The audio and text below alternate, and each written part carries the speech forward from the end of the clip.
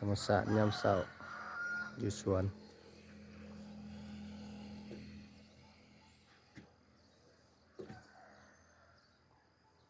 และต้นไม้ไม่แต่ขา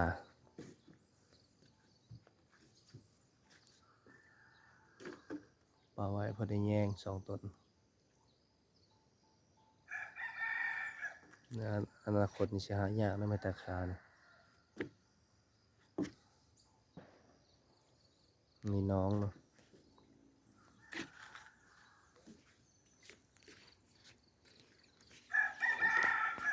เกี่ยวปลา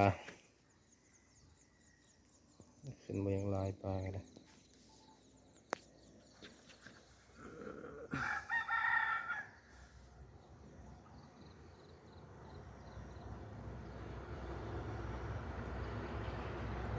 ปล่อยพอได้กิน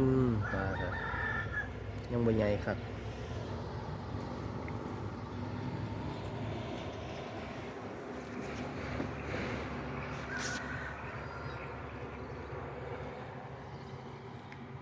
ส่วนลายมีแต่ปลาขึ้นลาย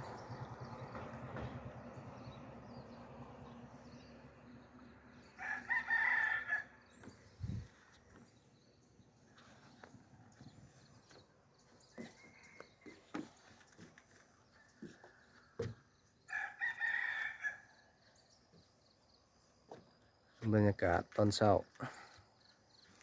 อากาศเย็นๆ